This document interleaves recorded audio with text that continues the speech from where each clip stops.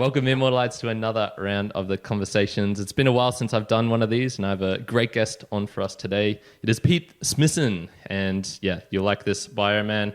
Host of the Aussie English pod, pornstar impersonator, mad scientist, linguist extraordinaire, and thumbnail model. Man, you've got everything going on. What else do you need in this world? Hair. Yeah, I'm hiding mine with my Aussie bandana that I've created from a scarf, just for you, because you are the host of the Aussie English podcast. So. Otherwise, there'd just be too much white on the screen, I think, right? Exactly. I wanted to start because it just makes me glow. Yeah. I am very selective with the lights that I put in here. Try and use as much natural sunlight as possible, but I've got another one in the corner, so it's sometimes comes off the teeth and then sometimes off the head as well. I have to position it just right. I want to start with something that was just more humorous. So the porn star impersonation, the Johnny Sins. Have you actually got this comment before? All the time. The time. Yeah. What, repeatedly on videos, mainly on YouTube. I don't think, and it's from men, right? It's rarely women that are like, oh my God, this guy looks like Johnny Sins. I'm always like, how do you know Johnny Sins? And then I'll be thinking, oh shit, I just showed that I know who he is. So it tends to be YouTube videos. You know, everyone's a comedian. Yeah, for sure. So yeah, my little story with that, I sent you a clip recently on the podcast, but my brother's friends used to call my dad Johnny Sins, and I look very much like my dad, especially with the shaved head. And yeah, he got it on his high school jersey, and that was just, I thought, like a brilliant move on his part, because the teachers, once it was on the jersey, they couldn't complain about it. It was there, you know. Oh man, yeah. Yeah, so I've actually, do you get any others? So I got a comment recently that maybe Peter Garrett, I'd never had that before. No. He's got a really big head. I haven't had it. I can think of people that look similar, but maybe when I've got a shaved face, they may, think, oh, Michael Klim or Peter Garrett. But if I've got a beard, I tend to be, just Johnny Sins, I guess. Although it is pretty funny. I've had a few people on the podcast where I interview them like yourself. You come on and I'm just like, oh my God, we're matching. Yeah, exactly. Well, that's what Juan said when he first saw us too. And me appearing on your podcast, he was just like, oh, you're just talking to yourself, man. What are you doing? We got to balance it out. If you shave your head, once you realize, if you've got receding hairline and you're like, screw it, I'm just going to shave it. You tend to have to sort of balance it out with a beard, or else you kind of look a bit, I don't know. I always worry people are going to think I'm getting chemo or something if I've just freshly shaved. They're going to see me and think I'm sick, and I'll be like, no, it's just, I've just shaved everything. And, you get weird questions like, do you put sunscreen on your head? And I'm like, well, what the fuck do you think I do? Like, no, I put it everywhere else, but the top of my head that is just skin because I've shaved the hair off, I just leave bare to the sun, right? Like, of course I put it on there. Like, next you're going to ask me, when I shave my head, do I also shave my face? Yeah, no shit. Like, I use the same razor. Yeah. That's real good. I was actually checking out a lot of your thumbnails recently as well, and your, I guess, level of commitment to funny faces and, the variations that I've seen makes me think that you have a shot in the acting industry of some sort. Just the thumbnail game is unbelievable. You're gonna hate me. I'm about to pull the curtain away. The whole game with YouTube, and I've seen statistics on this, is you need to be shocked, surprised, or scared when putting a face on a thumbnail. So there's a full system to making thumbnails that are clickable on YouTube, and I went down that rabbit hole, and it's true, because effectively, to break it down, YouTube only really gives a shit about two things when it comes to videos. Clickability, so the CTR, what percentage of people click on the image for your thumbnail that gets shown the thumbnail, and I think anything above 5% is like really, really good. Yeah. So that's 5 people out of 100 people that get exposed to your thumbnail when it comes up on the search screen or on the YouTube homepage. They'll see it and go bang. And then it cares about how long they'll wait through the video and watch it. So the retention rate, if they stay for more than 51%, I think it's really good, right? It's normally, for most videos that are over 10 or 20 minutes, everyone disappears within the first 5 to 7 minutes. Yeah, really quick. So those are the two things you have to worry about. And so with making thumbnails, it's a full art.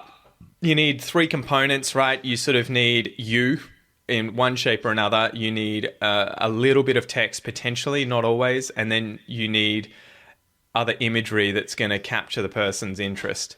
Yeah, and the emojis, that sort of thing, it can be whatever it is, right? Like, you just have to make it as what the hell or as, oh my God, I want to know more as possible. So like recently that one about, I put up a video that was like, are Australians racist? Yeah. And it was those 3 components of me being like really scared. The question, are Australians racist? And then an arrow pointing to me.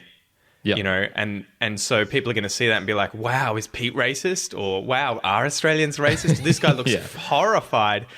So it is a game that you have to play. And I saw there's a really viral kind of channel on YouTube where this chick literally just reacts to TikTok videos. She was one of these I was watching a YouTube video breaking down huge YouTubers and what they do that gets so much attention. And her thumbnails were always her on the right-hand side looking shocked, surprised, or angry. And then the content she's reacting to on the left-hand side. And again, that's because we read left to right. So again, it's like deep. You don't want to put your face on the other side. Who knows? But she compared her results from the different faces that she put up and the click-through rate. And if she just had a neutral face of just her, you know, standing there, she got like 20% compared to her normal if she was shocked. And so it was literally just the face change of being like, what gets people's attention and instantly is like, what the hell is she reacting to that makes her look so surprised or shocked? Or, you know, so it's kind of annoying that you have to play that game. Yeah. And so quite often there's a polyglot that I follow. I won't mention who it is, but he has a whole series of videos about language learning.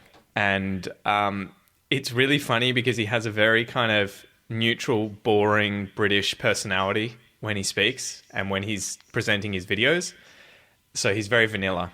Yeah. You know, really good content, but very just, here's what we're going to talk about. And on the thumbnails, he's always like, "Wah!" like "Wah!" out of this world. And so it's always really funny because you're like, these are 2 different people. But it makes me click on the thumbnail and be like, oh shit, what's this about? You know? Yeah. In his past life, he was an extreme snowboarder or something, just reliving it through the thumbnails. Yeah, well, and he's probably seen the same videos as me, right? So he's probably playing the game as well. Yeah. And I wanted to talk a bit about, I suppose, like podcast strategy and things like that. You've already brought it up, so we'll get into it. There is that game of, you know, doing things for yourself and then also for other people, I guess, because it's a bit of a mix of both. I think, you know, your channel, for example, is probably... it's really good in terms of helping other people. I was listening to a couple of podcasts with you chatting with others about, you know, with the Aussie English, you're trying to solve a problem in an essence, which is, you know, how to improve your English or how do Aussie speak? How can I, if I'm moving to Australia, how can I speak like an Aussie? That sort of thing.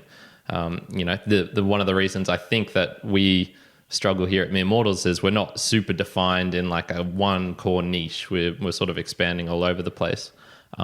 So I guess one of the things I wanted to ask was, why did you jump to videos so soon after starting? So you started, I think your first audio was 28th of Feb 15 or 16, 2016. And then your first video was only a couple of months after that in May. What was your reason for doing videos? Growing an audience, YouTube, and people find you through YouTube. So that's one of the biggest things. If you're wanting to develop an audience online, get on YouTube. It's those, there's a few of these search engines, right? So you've got Google, obviously, and then YouTube is like the next biggest one. I think, you know, don't quote me, but I think YouTube is probably the next biggest. Yeah. So that was why you just want to be as findable as possible, right? So if you didn't have a website, you don't have a YouTube channel, and all you've got's a Facebook page or something, you're really limiting yourself in terms of audience growth. And you can, obviously there's 2 ways of thinking about it. You can think about it as, I want to be big, it's all about me, I'm trying to grow me, blah, blah, blah, I want to make money. Or you can think about, I'm trying to reach people to help people. And, you know, the best way that I can do that is getting on YouTube, getting on Google. And then if you take it further, again, you can go from both. There's sort of the vanity side of it, and then there's the, I'm trying to be the best version of myself possible, or the business possible to help people. So on YouTube, there's that kind of game much more than, say, the podcast, where it can be a race to the bottom where people are just trying to go viral all the time, and it's all about ego and vanity metrics. I'm like, oh my God, this video got 1 million views. I feel so awesome. Or this video's only got 1,000 views. I need to completely change things. But what you should really be doing is not focusing on that so much, and focusing more on being able to develop an audience that you're helping, and that it keeps answering their questions and their concerns, so that you are actually making a difference. It's like the casting a huge net. You're going to catch everything or nothing, as opposed to casting a very specific net where you're aiming for one thing, and you do a good job at that thing. Jack of all versus being very, very specific. So I think that was why I got on YouTube, just because I wanted to be findable, and I knew that lots of people were going to be looking and watching on YouTube. It was also two birds, one stone, where I was like, well, I'm already in front of a computer talking, so I might as well just film it and then put the video up on YouTube, so that worst case scenario, a few people will find me through that. Yeah. Whereas if I didn't, no one would. So yeah, but YouTube's a completely different game. Like, especially recently, where you really, really have to balance chasing what the algorithm wants, but also keeping in mind constantly, what am I actually doing that's helping people and solving their problems? Even if it's just entertaining people, right? You don't have to necessarily be developing a tutorial on how to fix AZ or whatever, but you need to be thinking, how am I delivering value to people?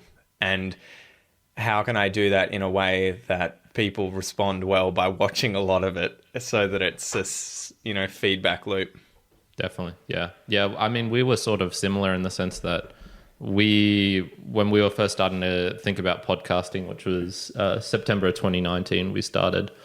We were going along the route of one was listening to a lot of Gary Vee, and he was sort of saying, you really want to be able to spread yourself everywhere, and so one of the best ways to do that is if you video record it, do the audio, split it up, and then just chuck chunks everywhere. So put it on Instagram, put it on Twitter, put it on Facebook, whatever it is that you want. And we were doing that for a while, and then I think we discovered, okay, what we really enjoy is putting out Instagram. Twitter we don't use so much. Facebook we sort of use it because it's linked to Instagram, so it's easy enough. Exactly. But I think there is a point of where you, as you were saying, like casting the wide net, and then also focusing down once you've experimented enough as well. I think we're getting to that stage where we're starting to hone in a bit more on what we do well and what we don't do so well. So yeah, that's the game as well. It's working out what you enjoy versus what works and doesn't work, and you kind of have to try and just find that sweet spot between what you enjoy and what works. Yeah. I mean, you can look at our thumbnails for the book reviews, for example. It's just usually me cutting my face onto like a woman's face, or creating like a Ned Kelly sort of suit for myself and whatnot. Is it the most, eye-catching thing, like you were saying? Oh, hell no. Like, there's probably way better ways to do it. But, man, I really have fun doing them. So it's finding that mix between the two, I guess, as well. Getting on to something a little bit more specific then is you've got two apps at the moment. I downloaded both of them. I think I really only was able to use the one where I could play your podcast in it. But I thought that was super cool that you'd gone out and done that. When did you actually release the apps? Well, the second one shouldn't be available, so I'll have to check what's going on there. Oh, okay. Well, I've got two of them. It does prompt me to log in, though, so I'll have to check. I haven't been keeping on top of it recently because I've been working on a new one, but the old one was, well, that you potentially have that's on your phone. But the old one was just that I had a lot of people wanting just an application to easily open up to get to the podcast instead of using iTunes podcasts or Stitcher or whatever it was. So yeah, I don't know when I did that, probably about 1.5 years ago that I released that. And then the difficult thing has been trying to work out how to turn the website into an app, because obviously people are using the website to get access to the courses or content or podcasts that they've, purchased access to. And they have to either use a third-party app or use a browser on their phone to access all that content. But it's been a real nightmare trying to get the website turned into an app at an affordable rate, because to sort of get into the muck here, there's a platform that I use on WordPress, like plugins that I use for the website that do the learning management stuff. And they've just released an app that sort of takes care of everything for you, that'll just package everything you have into that app. But then a lot of the things that I use, like the audio players and the transcript readers on the website, aren't compatible with the application. And they're only ever going to make them compatible if there are a certain number of people who want to use them. Yeah. So I'm trying to get my team at the moment to just contact them and be like, we'll do it. We'll be the ones who organize this for you for free. And they're just, not getting back to us. So we're trying to organize that. But yeah, the app world can be a bit of a nightmare, especially if you're not a coder. Yeah, for sure. Or an app developer. I've been getting into this thing called Podcasting 2.0 over the past 2 months, which is Adam Curry, who's the podfather, one of the guys who invented podcasting. He's essentially trying to bring in new functionalities to a lot of the apps, for example. So, for example, right now in most apps, you can't, when you click on it and you're watching an episode, even though the person might have transcripts, you can't see the transcript appearing on your screen. I think, does your app actually do that? When the transcripts aren't free? Oh, sorry, the app at the moment doesn't, because again, that was what we were trying to build into it with this newer version of the app. The first app that we released is just the audio, because that was easy enough to just create from scratch ourselves. Yeah. So for example, some of these new applications that are out there can actually, you bring up the episode and you can see the subtitles going along with it in, just below the cover art or within the cover art sort of thing. It's surprising that hasn't been dealt with sooner. You would imagine that would be something that people would have used or wanted a long time ago. Oh, hell yeah. And there's so many different things. There's, the ability to add a funding tag. So if you have a Patreon or a PayPal or whatever, just a small button off the side that someone can click and say, here's some money or whatnot.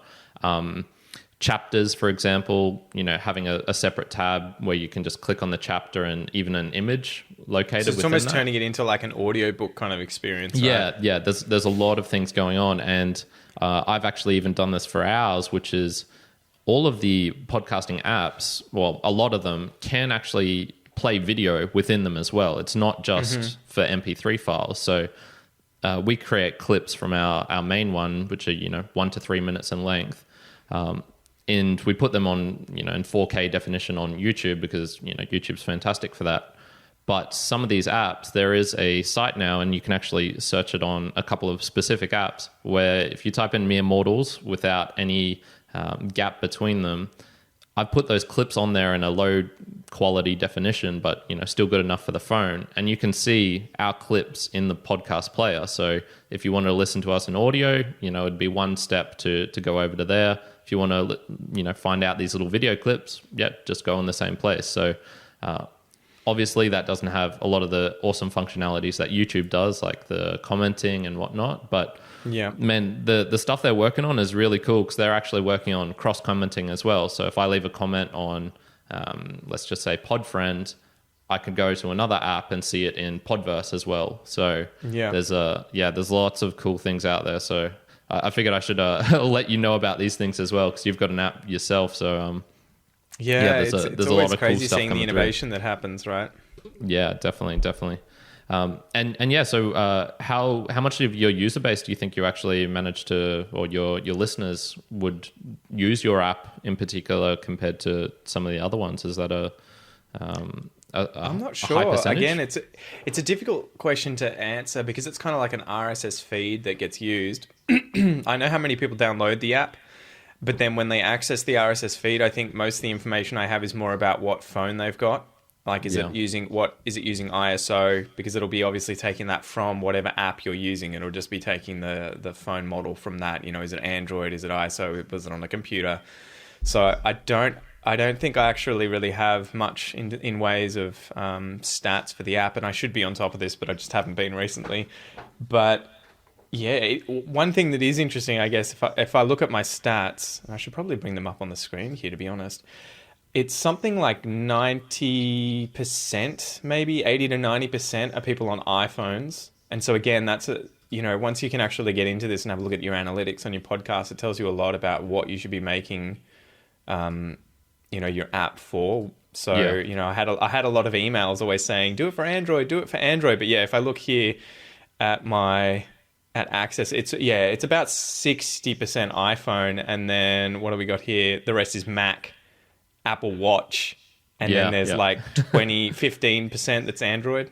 Yeah. So yeah, it is funny seeing how it's distributed across a lot of these phones. The other funny thing is Australian English. So I help other people with their podcasts too. So I've got like the American English podcast, British English podcast, and the Can Learn English podcast, which I help get off the ground.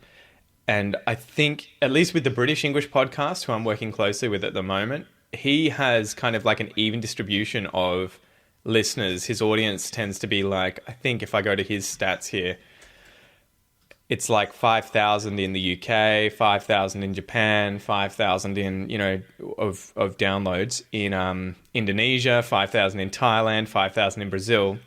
And then if you go to mine, it's funny because it's like 95,000 in Australia, 10,000 in Japan, 10,000 in China, 7,000 in Vietnam. And so it's really interesting seeing your audience and where it's distributed. So the British English podcast, it seems like there are people all over the world, but from no particular country specifically yet, that are really drawn to his podcast. And for mine, it's foreigners, but they're in Australia. Yeah, for sure. Which is really, really interesting, because I'm kind of like thinking, crap, how do I reach all these other audiences, you know, people trying to get to Australia or thinking about getting to Australia? Whereas with the British English podcast, it's just his name. I told him, I had to fight him and say, we're just going to call it the British English podcast. And he was just like, fuck, man, that's so boring. Why would we do that? Like, that's so dumb. And I'm like, Google, YouTube. The search algorithms are going to eat this up. People are going to find you like crazy, dude. So just trust me. And his podcast has been out for probably a bit less than a year now. And it's about to overtake mine. And it's just searchability. You just type in British English podcast and boom, it comes up, you know. And so it's interesting too. You see all of his listenership. A lot of his episodes get more downloads than mine now, but he's got a smaller audience. And I think what's happening is that he gets a lot of people finding his content and listening to it through the search algorithms, but then they don't stick around. Yeah. And so again, that's another thing you have to battle with. Like if I go into my stats for Aussie English, I see that I think it's something like 35,000 unique listeners a month at the moment. And so if I go to the screen here, it's like, how many listeners have heard at least X episodes? And it has like 1, 2, 3, 4, 5. And, you know, listeners that have heard one, it's 35,000. And then it dramatically drops to people who've listened to 2, 16,000. People who've listened to 3, 10,000. And then 5+ is like 6,000 people. So it's kind of, again, it shows you, oh crap, okay, so there's all these people finding my content, but the true audience, if you want to say, or the true fan base that have listened to 5 or more episodes are actually, it's like, what's that, a sixth of the monthly audience that actually listens to any single episode. Yeah, which is still pretty damn good, man. I'm so surprised that you've managed to create like a business out of it, because I just would, if you'd told me Australian English, I just would have said, I can't see it. I can see English just in general, but specifically Australian English, that's fantastic. And it also, you know, a testament to you for sticking at it for, you know, six plus years now to get it a consistent thing that people know can expect. Yeah. Well, that's part of the game, right? And again, I sort of niched down. I was listening to a lot of Pat Flynn when I first started. I remember I used to work at a... I think any podcaster who is... wants to improve their podcaster will eventually find him.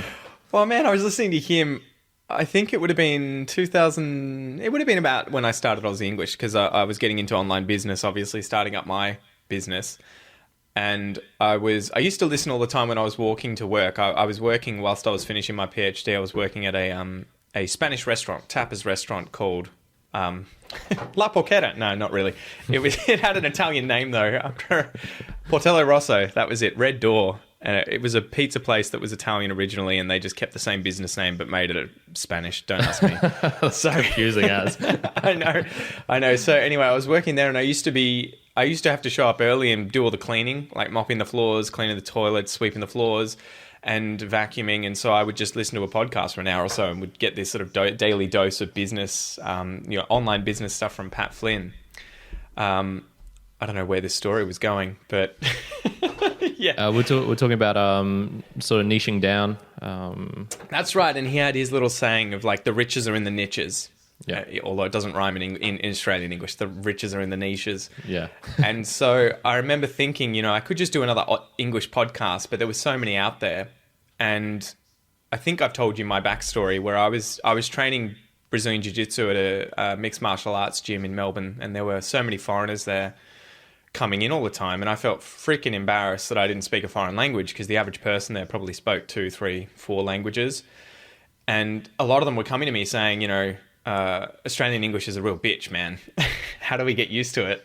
And I told them, check out, there must be a podcast. And I was learning French at the time. I was learning from a podcast called Français Authentique, Authentic French, from Johan Techfac. And I just said, find a podcast like his. He just talks about his daily life. He shares culture with you, politics at times, but then also breaks down expressions and, interesting things about French. And they did a search, couldn't find anything. And I'm like, well, I've got a little bit of podcasting experience. I'd done some sort of science podcasting stuff when I was doing my undergrad and master's degree. And so I just thought, stuff that I'll give it a whirl. And yeah, when I got started, I remember thinking, fuck, I'm going to run out of Australian slang and expressions that are unique to Australia pretty quickly. Because I was like, well, I find these lists online and I'm like, there's 50 words. This is going to be a short podcast. Yeah, exactly. But then I quickly realized, I'm like, people don't want to learn, specific expressions or slang specifically only, and then go away and do their thing. They want an Australian experience through English. So they want to learn English, but they want Australian culture, Australian history, news and current affairs, interesting people on the podcast, but from an Australian flavour, right? Yeah. So that was when it sort of broadened out. But I remember having that kind of issue of, fuck, man, I'm not growing as fast as I'd like. One of my friends, English with Lucy, she's got like 7 million followers now on YouTube. It just exploded. And I was always like, fuck, how do I get to that? And I remember chatting to my audience and being like, guys, I think I'm just going to go broad English. I think I'm going to try and not do the Australian thing. And the amount of emails that I got back were like, no, don't, fuck you, dude, don't do it. Don't do it. Like, we love you for you. And that had to be that trade-off of, you can't serve everyone. You have to pick your audience. And a lot of them were like diehard fans, effectively, that have been there since the start. Some of the people I still chat with have been, listening since I first started. I had someone the other day who was like, she sent me an email about 7 months ago. Like, I'm from Iran. I'm coming to Australia soon. My fiance lives there. I'm going to start from episode 1. And I was like, good luck. Yeah. I've got like 985 episodes at the moment. Yeah. I got an email from her last month and she was like, done. Oh my God. I'm like, you fucking animal. You animal. That's beastly. That is, that's another level. I was just imagining though, all the people writing to you. I've heard you say elsewhere, you've received an email where it was a guy was putting in a slang word, every second word. Yeah. And, I was just imagining all of them like, take it easy. You drongo Pete. You. Well, it'd be that like, oh, I went to the servo, then to Macca's and bought myself, some durries and blah. And I'm like, you just have to take it easy. Yeah, take it easy. A little bit. It's kind of like salt or pepper. Yeah. I was when I was learning Spanish, I would try and learn just sort of one phrase and not too many, because it got hard to remember all of them, and then you would not enjoy the experience speaking because you'd be too busy trying to think of like, oh, how can I insert this random thing about so in Argentina it's si aguantate la pelusa. It's like something to do with like you have to suck it up. Like if you want the good thing, you have to suck it up. I can't even remember the English one, but in there it's if you want to eat the peach, you have to enjoy the fuzz as well, essentially. And I was always trying to bring this up, but it was just so pointless because that only occurs, once in, I don't know, a month. It is important though, right? And that was the thing with my audience. I'm always telling them, you don't have to learn and remember every single one of these expressions or slang terms that I use, but if you pick out a few and use them in conversation, even if it's just something like g'day. Australians typically, it's a really funny thing too. Australians don't react well to native English speakers coming over to them and saying g'day. Like Americans or Brits, right? They'll be like, fuck you, dude. You know, like, you're making fun of me. If you're like, oh, g'day, mate, chuck another shrimp on the barbie. Yeah. You know, whereas if it's a foreigner with a foreign accent that isn't an English native accent, quite often we like the fact that they're putting in the effort to try and be Australian, that they are, you know, g'day, mate, how's it going? And you're sort of like, oh, I can tell you're Indian, but the fact that you know those phrases shows that you give a shit about our country and our culture and you're trying to be a part of it. And so it's kind of endearing. And it's interesting that we have those two kind of juxtapositions where you'll have foreigners that don't speak English as their native language come to Australia and they can pick up the slang and the greetings, and it's a way of them inserting themselves into the community and feeling like they're a part of it. They're a part of the team. Whereas Americans and Brits, I don't know. I mean, again, you know, you guys comment below, but I feel like they probably have a harder time trying to absorb that kind of language and then use it, especially if they don't lose their foreign accent, because quite often we're used to hearing it in a kind of patronizing way, you know, Yeah, good day, 100%. mate. Yeah, my first boss was Colombian, and his English had been, you know, in Australia for, I'll say, like 3 to 5-ish years before I was there. And just like all Colombian males, when they speak in Spanish, it's really deep voice and really quick. I really struggle with them. But in English, it was it was at the stage where you could understand mostly everything he was saying. And then he started putting fair dinkum in, but it was, obviously said with a Spanish accent. And it was just brilliant, man. Like and you can use fair dinkum's really good because it's so versatile. You can use it in so many different ways. It was an absolute hit. Every time it came up, everyone loved it. Oh, it's great. I always encourage people to do that. And that's another interesting rabbit hole we can go down, because there are a lot of English teachers who focus mainly on global English. And so they'll rage up at people like me who have content that tries to help people learn an Australian accent, because they'll be like, you know, you shouldn't worry about your pronunciation. You should be just focused on communication and everything like that, which is good if you are someone who is, say, living in China and you're just using English to communicate with customers that, you know, want to buy from your business or the factory that you own or whatever, and they're from all over the world, most of whom aren't native English speakers. Like, fair enough. But my audience is different, I think, a lot of the time, because they're people planning on migrating to Australia or who have already migrated to Australia. Some of them have been here for decades and they're trying to fit in. They're trying to feel Australian. They're trying to become, you know, Australian. And that's another beautiful thing about Australian culture and the country. Everyone's always like, you know, Australia's such a racist place. And whilst that sort of, there is a part of Australia, like anywhere, that racism is true, but we take in more immigrants, I think, than any other country per capita, and still have, you know, shitloads of people from all over the world wanting to come, dying to come to Australia, which you would imagine wouldn't be the case if we were, you know, this incredibly racist, horrible nation. But the beautiful thing is, when they do come, there is the ability to become Australian. You know, I've said this to a few people. Once they get their Australian citizenship, I'm like, well, you're now as Aussie as me. But we don't have, as Westerners, if we were to migrate somewhere like, you know, to China or to Japan or to even if I went somewhere like Germany or Sweden, you're still always going to be the outsider, right? They're going to see you, they're going to hear you, and they're going to be like, yeah, you're not one of us. You know, you might live here, you may even have a passport, you may even have citizenship, but you're not one of us. And so I think that's a really cool thing about Australia and sort of my project with Aussie English, is that a lot of the time I'm trying to help people feel Australian and become Australian. And if the best way that I can do that is by helping them get a broader understanding of our culture and history and what's going on news-wise, and to show them what I am like on a daily basis, you know, sharing as much of my life with them so they get an idea of what it's like inside my head and my life.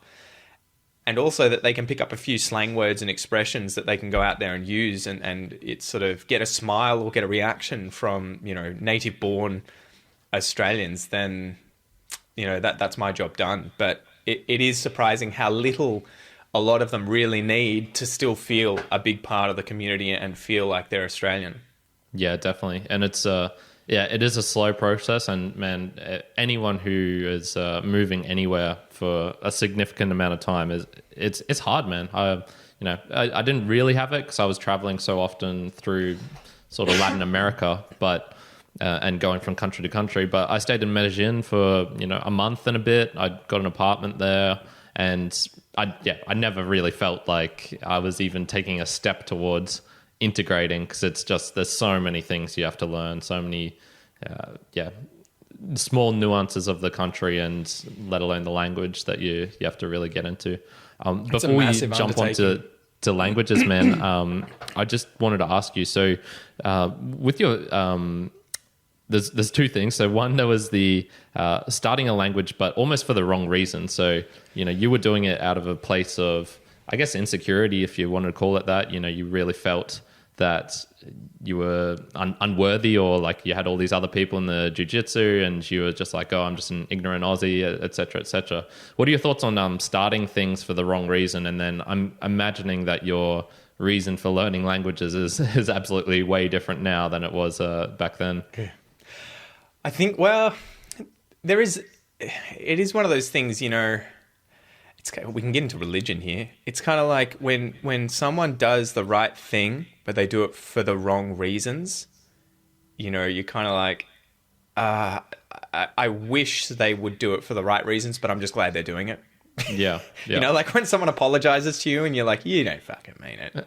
But you're just like, well, at least he's apologizing. He could have just told me to go, fuck myself or whatever. So, but I can see in the eyes that, nah, he's not sorry. But it's sort of like that. I started for probably, if you look back objectively, the wrong reasons, but it ended up becoming pretty quickly a sort of a really strong passion, and I just loved it. As soon as I got to that basic fluency level, I started with French, as I was saying, and I'd done French. It was sort of a cheat. I'd done French at school for 6 years. I did it in VCE.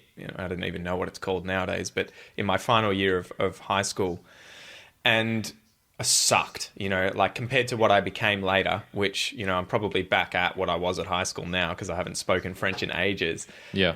But I just absolutely fell in love with the process of learning a foreign language, because it was more learning. It was problem solving. And then not only that, you could go out and use it, right? You could communicate with people. And so I had a few of these moments that were really integral to me falling in love with just language learning, and then also foreign cultures and just learning about the world and communication. But I remember having a conversation once with a French woman who'd arrived in Australia and she didn't speak English, and being like, holy shit, I can communicate with this person and she doesn't speak my native language. Like, how mind-blowing is that, And so the reason to begin with was probably insecurity, although back at high school it would have just been we had to learn sort it. of forced to and whatnot, yeah. Yeah, exactly. We have to pick a language. But then it pretty quickly transitioned into, I want to learn all the languages. Yeah. But there's a downside to that if we go down that rabbit hole, the whole polyglot community, or at least a large proportion of them, where I think people get addicted to the first 20%. You've probably all seen, I think, is it the first 20 hours, there's a TED Talk that was really famous, and the guy was talking about language learning and learning how to use a ukulele, how to play a ukulele, and he does a song on the stage and everything. Yeah, and I think there's a danger when you start learning new things, and I'm like this, where you can get hooked on that initial really, really big learning curve where you suddenly get all these gains really quickly. And then the moment it sort of gets a bit more difficult and the gains peter off a bit, you can want to switch to the next thing. And so I have a feeling that a lot of so-called polyglots get hooked on that stage, and they may maintain their languages a little bit after that, but they never actually get to true mastery in any of their languages. And that I had to sort of transition out of that. So originally I got like, oh man, I'm going to learn a language every year and it's going to be amazing. But you pretty quickly realize, like, you like going to the gym, you don't just get fit and then you're like, I quit, and you maintain that body for the rest of your life, or that level of fitness. This shit requires work for the rest of your life if you want to be able to use it. And so that's why French has gone out the window, and now I speak Portuguese better than I ever spoke French. Yeah. I'm married to a Brazilian and I have kids at home that I speak Portuguese with, but it takes so much maintenance and so much work. So that's been an interesting thing too, where originally I was like, I'm learning French. All right, I'm going to pick up Icelandic. I'm thinking about Mandarin Chinese and Portuguese. And then I was like, good God, if I really ever wanted to master all these, it's going to be like 4 hours of study a day for every single one of these languages. Definitely. And so I've just had to whittle it down and be like, Portuguese for now is the one that I just want to get as high as possible to a, near native level if possible. But it is funny that Dunning-Kruger effect, I think, too, is sort of tied in with this, right? Where it's kind of like this sharp hump, and then it goes all the way down, and then it slowly comes up again. And you have that initial hump is you gain a little bit of competence in X, Y, Z, whatever you're trying to learn or get educated about, and you think you know everything. You're like, yeah, I fucking nailed this. I think that's that basic fluency thing when you're first like, yeah, I get to basic fluency in a language, and you're like, I can communicate with people. I'm nearly native, bitch. How far can it be away? And then all of a sudden you're like, yeah, okay, so we have an easy time when I'm just introducing myself and asking them what the weather's like. But if they start telling me about Colombian politics, and history, you're just like, and I'm drowning. Yeah, yeah. And so you go down that hump in the Dunning-Kruger effect, and then it's a long way until you get to anywhere near native proficiency. I think actually being overseas helps to, stop that, because, yeah, you will have periods where you will be able to chat with someone, but, man, the next person with the, sort of, let's just say, equivalent Bogan accent is just around the corner, and you chat with them and you go right back to hating yourself, wanting to drown yourself. It happens so much. It's so funny. I have these conversations with my followers all the time. How come I understand you, but I don't understand, the Aussie guy in the street or my Aussie mates at work? And I'm like, it's just exposure, mate. There's no secret to it. But if you listen to my podcast, you're going to learn to understand me in a matter of, a couple of hours of listening to me and reading the transcript. And it's like, boom, you got my accent down. But if you never go out and talk to, Toothless Bill on the corner who's just wearing some shorts and sinking a VB, and he's like, how's it going, mate? Yeah. Well, of course you're not going to get used to his accent. And so that happened with me with Portuguese. I would be, I nailed my wife's accent. She's from she's right from sort of the top of your head and a bit to the São Luís. So it's right above the L in Brazil. Yeah, that's it. So she's in the north. So she's got a sort of different accent from a lot of the other, Sao Paulo and Rio accents. And I was really used to them originally because I started, my Brazilian Jiu-Jitsu coaches were from Rio and Sao Paulo, and I was just used to that. But then I had to get used to her accent because I was around her obviously a lot. That happened really quickly. And then I remember meeting a whole bunch of other Brazilians from other places, and I'm like, I have fucking no idea what these people are saying. Yeah. And my wife would be like, oh, she's just talking about how it was really hot on the weekend. And I'm like, I know all that vocab, but I'm like, I just understand nothing. And so it was really funny. You would have those moments where, I'm at home all the time speaking with my wife, and I'm like, yeah, fucking nailing Portuguese. I'm so good. And you'll have someone come in and talk about the most mundane thing in a different accent, and you're like, yep, back to beginner. Back to beginner. Yeah.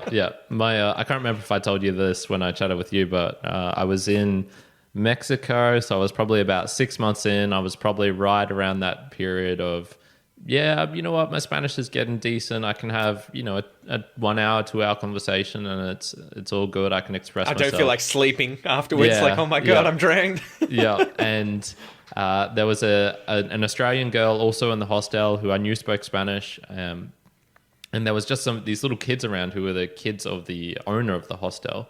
And the girl was just chatting with the young girl, and I was like, oh, this is perfect. I should be able to understand this perfectly. There's two girls, like I can usually understand their accents because they speak a little bit slower, a bit more clearly than the guys, et cetera, et cetera. And I couldn't understand a single word, and I was just hating myself. I just went, man, yeah, like, what am I doing? Eventually found out they're actually speaking Polish, of all things. And I just did not get it at all. And so it was really funny because, yeah, she was Polish, half Polish, and then the kids, for whatever reason, were half Polish as well. And so, yeah, I just went, that alternation between, man, I am the biggest piece of shit ever because what am I even doing? To, oh, thank God.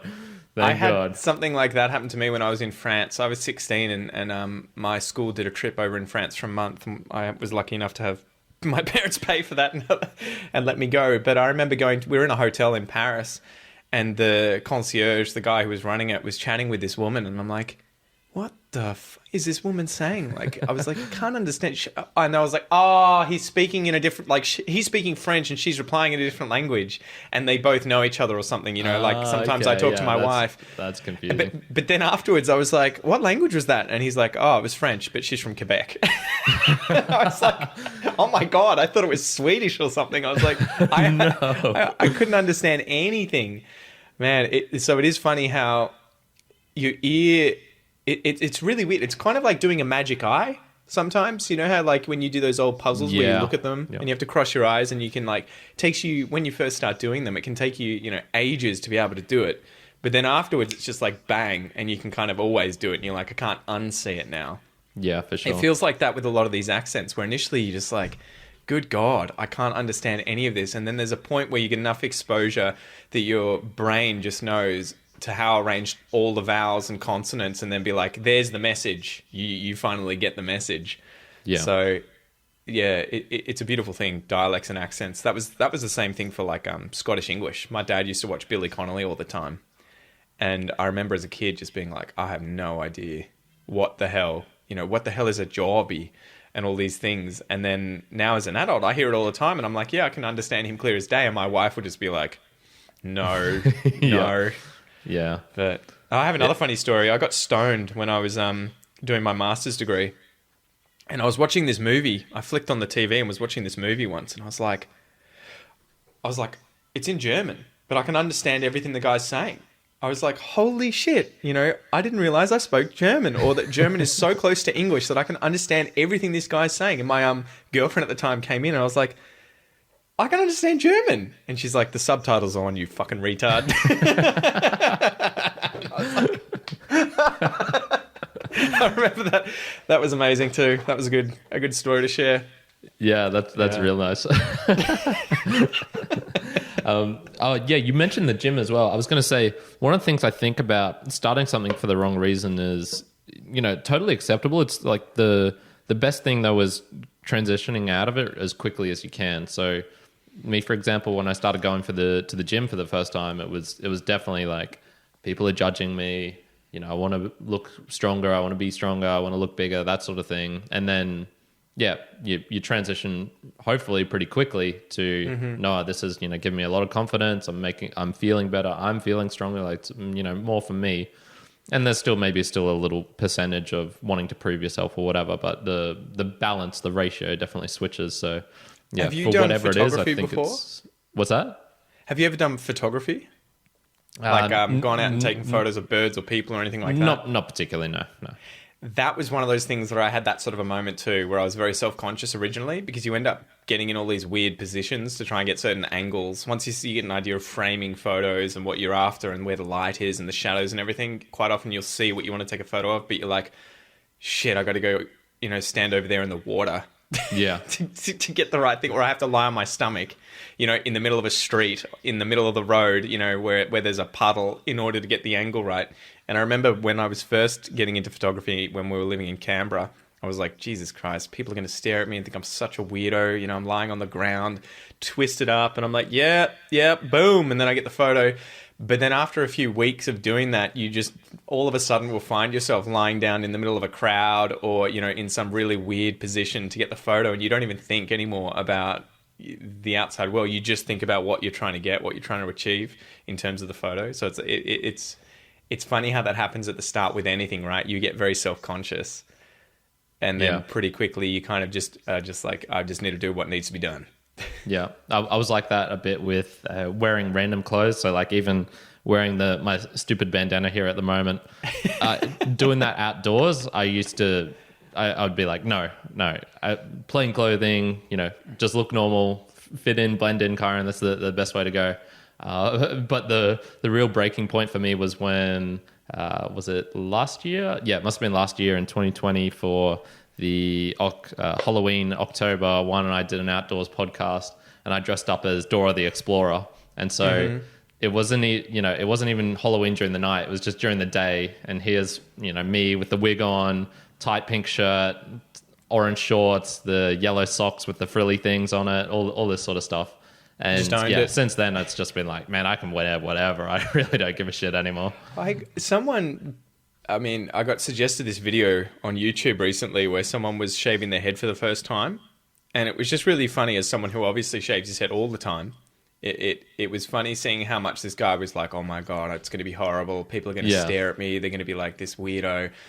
And I remember, oh yeah, I did kind of feel that way originally too, where I first shaved my head. I had dreadlocks and then I just was like, just go to the skin, just shave to the skin. Man, I cannot imagine you with dreadlocks. Oh man, it wasn't a good look. They called me the Aztec at the time. It was really funny because I was losing the front of my head, the front of my hair. Yeah. And so I just shave the top part of my head. Okay, so it was quite far back. Well, it was like his, but it was like I think that movie had come out with where Mel Gibson has made it about the Mayan or the Aztec people. Yeah. You know, that Apocalypse or whatever it's called. Yeah. Yeah, and so I think they had those haircuts in that movie where they shave the front of their head, but then they have dreadlocks, or they, it's kind of like the Predator look. And so I ended up getting the nickname Aztec for whatever reason at university because I was doing that. But then as soon as I was like, oh, my hair's falling out, I was just like, screw it, just shave it. But yeah, dreadlocks, ugh, bad idea. Yeah. I thought we were going somewhere with that, but I really interrupted. The guy's video, he was getting super worried about shaving. Yeah, just shaving his head because he ended up receiving receding hairline. I think he was wearing a wig on the front part of his head, and he was like, "I'm just sick of this. It costs a lot of money." And I had this sort of discussion with a friend recently. He's like, "Oh, did you ever get on medication to keep your hair or anything like that?" And I'm like, "Man, just shave it. Just fucking shave your head, dude. It's liberating. You're not going to think about it anymore." Like, I got on the, whatever it was, is it alopecia? No, not alopecia. That's where you lose your hair. There was this Propecia or something? Propecia, possibly, yeah. In fact, that'd be it. When I first started losing my hair, I remember getting on that because I was so paranoid. I would have been like 21, 22. And, at that age, you're kind of like, oh, shit, there's no bald dudes my age. Yeah. And so women aren't going to like this. But then you realize women, your age also find Jason Statham really attractive. So you're kind of like, oh, well. But I remember I got on this drug and I didn't notice it making a difference, but I was still constantly looking at myself. How's my hair? Do I look okay? Blah, blah, blah. And I remember getting off it. It was like $2 a day for those pills. And I remember just getting off it and being like, yeah, fuck it, I'm shaving my head. And within about, a week or two, I just no longer thought about it.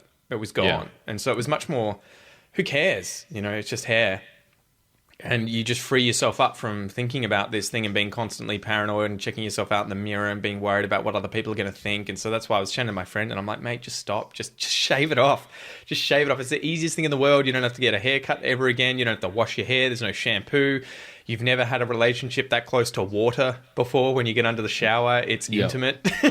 Like just shave it, dude, and then grow a beard and just, own it. I'd never heard that before. The intimacy with water. That was a shock. Maybe I should be trying to convince people. Well, I had dreadlocks at the time, and I remember when I used to get in the shower, the dreadlocks would pull your head back as soon as they got wet because they got really heavy from all the water in your hair, and so there was this constant. I didn't realize there must be this constant tension on your neck just holding the hair up.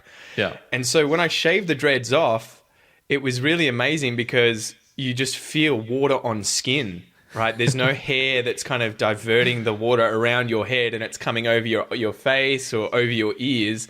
It's just pure essence of H2O smacking you in the skin and running straight down your face, right? So I remember just being struck when I shaved my head for the first time and then showered and being like, Jesus Christ. Like I've never been this close to water before. Yeah. I think for me, it wasn't so much the water. It was, just being outside on a windy day one time. And I just went, man, I can really feel this wind. Well, Brisbane, you're probably fine. But here I have to wear hats and hoodies and beanies all the time because you kind of like, you think you go outside and you're like, I can take it. And then within 20 minutes, you're like, this is fucked. And you touch the top of your head and it's just like freezing cold. Yeah, for me, it's not so much a real discomfort thing. It's more just a slight improvement. It's just, you know what? This is slightly warmer. This is slightly nicer. I like this better. The other thing that's really funny, right? When the hair grows back by like a millimeter and you try and put something on your head and it's like Velcro. just goes. I haven't tried that. I've had that with beanies. So if I let my hair grow back, at the moment, if I put a beanie on, the other weird thing is if I put a beanie on now, it kind of slides around because I shaved my head today. Yeah. You know, it has nothing to grip onto. But if I do it in another, I don't know, 24 hours, maybe a little more, it'll be stuck. Like there's no way that it can move without moving my skin because the hair is like, you know, it's like really, really strong in terms of holding onto it. And so my son will be trying to pull off my beanie and I'll be like, guess again. Yeah. What I do notice is if I'm wearing a hat or a beanie that's tighter fitting, I think without the hair sort of dampening it a little bit, it really presses in. Then you'll just get like lines on your forehead or whatnot, and just go like, "Oh shit!" I've been walking around like looking like that for I don't know half an hour and just never even noticed it. But whatever. Well, did you have a tan line too the first time you shaved your head? No, I think mine was my hair was light and thinning enough that it wasn't definitely not noticeable. No. So that was my issue with dreads. I think I did it at the end of summer and I was like, that was a mistake. Yeah. Because I had like every part of my head that wasn't, you know, receding was bright white, you know, and the rest of my face was brown. And so it looked like I'd been washing off blackface or something. I was just like, this is a bad look. So I had to keep going outside and you got to be careful because you don't want to get sunburnt, but you're like, I need this to even up. Yeah, for sure. That's funny, man. We're going to talk about languages. How much? So you've got a young son, Noah. How much? I don't know. Research have you done into bilingual and raising children bilingual? Is it something you've looked a lot into? And if so, what are the general tips and things that you should and shouldn't do? It's hard. I watched a bunch of docos from, you know, experts doing the whole how do babies learn language, which is, you know, sort of interesting, working out more how they worked out how children learn languages. And then there's a book called The Bilingual Brain. Let me see if I can find The Bilingual Brain, who that's by. It is by someone, Albert Costa. That was a really, really good book to sort of understand how it works because he talks a lot about children. But there's sort of three main methods, I think, at least in terms of practicality. There's the one parent, one language. Then there's location-based, so you can learn, you can decide, you know, every time we leave the house, do we speak X, and every time we're inside the house, speak Y. And then there's just do whatever, whenever, I think, effectively. And I think from memory, the research kind of shows that they all work, really. And you just have to kind of pick what works best for you. And the main thing at the end of the day is just exposure. If they're getting, you know, not necessarily 50-50 exposure, because that's pretty hard to ever maintain. Yeah, definitely. But if they're getting significant exposure every single day in both languages, then, you know, they're effectively going to learn at least to understand them. It becomes difficult with the minority language, where if you only speak it to them and you allow them to constantly speak the majority language, say like English here in Australia and Portuguese is the minority language that we just sort of speak at home, you can end up with this kind of runaway effect where they'll just end up speaking English the whole time, even if they understand Portuguese, but they'll never actually develop that fluency, the spoken fluency. And so that's kind of a game that you have to play. I haven't had too much of an issue yet with my son. So he's the one that's he's speaking. My daughter's only 5 months old, but he's 2 years and I think 2 months old now, maybe 3 months. Yeah, 2 years and 3 months. And so he's speaking quite a bit. He's speaking a lot of English though, because he's at daycare 3 days a week and they're obviously only speaking English there. But our plan has been to speak Portuguese at home as much as possible. So pretty much 95% of the time it's Portuguese. There may be the odd English word because he just gravitates towards one or the other and then uses it to talk about, say, you know, juice. He'll say suco instead of juice, but then he'll say toast instead of, I don't know, whatever you would call toast in Portuguese. Yeah. So, yeah, it's been an interesting game watching him learn both languages. I would say he can understand both probably evenly. But he probably speaks more English than he does Portuguese just because he's constantly bombarded with it outside the house and with everyone else. He sees every single other person effectively that he sees, family or teachers at daycare, whatever, they're all speaking English. He only really sees his parents speaking Portuguese with him, and maybe the odd friend that we have, family friend. So I think what's going to be important in the future, though, if to be successful in raising children in, say, Australia, but speaking a foreign language as well as English, is going to be exposing the kid to content in that language, but also other people, and showing other children speaking that language and enjoying it. I think one of the biggest things is making sure that they have a use for the language and that they enjoy using the language. Because if it becomes a chore, something they're embarrassed about, something they don't like, then they're going to be pretty quickly just be like, yeah, tap out. I'm not doing this. Screw this. Which I've seen. I've met a lot of Brazilian women in particular married to Australian guys, and they've had children, and the women are like, I fucking speak Portuguese all the time. My kids understand it, but they refuse to speak. And the thing that's happening is, from my understanding in these situations, the dad is either not learning Portuguese or embarrassed about the Portuguese he does speak, or just refuses to speak it at all. And so the kid, before he even ends up going to school, is just like, well, dad finds it embarrassing, so screw that, I'm not doing this. So that was why I kind of dove in 2 feet first, into learning Portuguese, because I was like, I don't want to be the reason that he can't communicate with 230 million people across the sea, including his family, 50% of his family. Big one, Yeah, because he's embarrassed that his mum speaks this language to him at home. No one else does, and his dad won't do it as well. So I speak to him in Portuguese probably more than his mum does. And I'm also trying to do it so that I learn it and can maintain it and have a use for it at home. So, I think it's one of those things where if you are trying to raise children to be bi, tri, quad, whatever lingual, it's just make sure that they get exposure to the languages, and that then they see other people using it, and that it can be a fun activity, that it doesn't have to be something that's embarrassing where you say, you need to speak Portuguese at home, or you have to study in Portuguese, you have to do all these things, to make sure you can speak it. You have to find ways, you have to be more creative as a parent to make sure that they're enjoying the language. So, I watch TV shows in Portuguese with him and then just discuss the things that are going on. And it may even be, this stupid American TV show called Blippi. The guy's like a millionaire, but he's on YouTube, and he just has this like, hey kids, let's go around and have a look at big dump trucks. And, in English, it makes me want to kill myself. But when I see it in Portuguese, I'm like, holy shit, I'm learning, there's the word for, dump truck and all this other stuff. And so I'll be talking to him about it, because Blippi, fortunately, has made a Portuguese channel where it's been dubbed in Portuguese. Yep. So you just have to make these things fun. I think. For sure. And then, get him to hang out with other kids who speak Portuguese as well. So get involved with communities that have other people who are raising their children to be bilingual too. I think that one would be super huge as well. And you'd almost think like, oh, but they're just kids. Like, they're not going to understand that dad doesn't want to speak it. But no, they'll pick up on that. Yeah.